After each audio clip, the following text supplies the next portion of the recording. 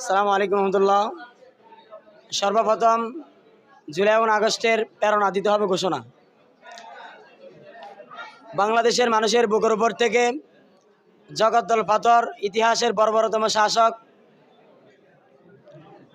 Lady ফেরাউন শেখ হাসিনাকে আমরা উৎখাত করেছি, কিন্তু পরিতাপের বিষয় হলো, দুঃখের বিষয় হলো, আজও বাংলাদেশ ফেসিবাদ মুক্ত হয় নাই। গত 15 বছর ধরে বাংলাদেশের জনগণ ভীষণ কষ্ট, জুলুম, নির্যাতনের শিকার হয়েছিল। অবৈধ আওয়ামী লীগ সরকার জনগণের সকল অধিকার কেড়ে নিয়েছিল। দেশ থেকে লক্ষ লক্ষ কোটি টাকা পাচার করেছে বিদেশে, এমন তারা আওয়ামী লীগ তার দোসররা। গুম, খুন, ক্রস ফায়ার, আয়নাঘর, হাজার মানুষকে অন্ধকার ফাঁকাস্তে বন্দি করেছে। এমন কোনো সেক্টর ছিল না যে সেক্টরে আওয়ামী লীগ ধর্ষণ করে নাই। আজ আমরা সুস্পষ্টভাবে বার্তা দিতে চাই। আমরা শুনেছি শেখ হাসিনা বলে বাংলাদেশে আসতে চায়। শেখ হাসিনা যদি বাংলাদেশে আসতে চায়, একটা করে ছাটা, আরেকটা করে জুতা।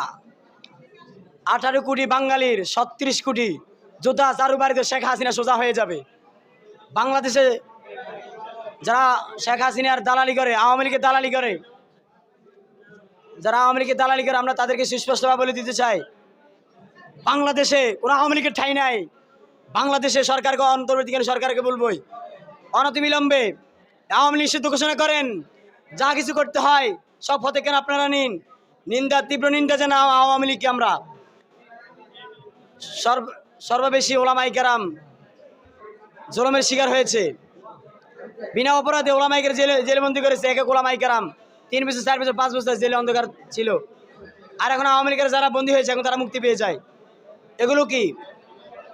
আল্লাহর কসম করে বলে, আল্লাহর উপর ভরসা করে লড়াইয়ের ময়দানে অবতীর্ণ হবে ইনশাআল্লাহ।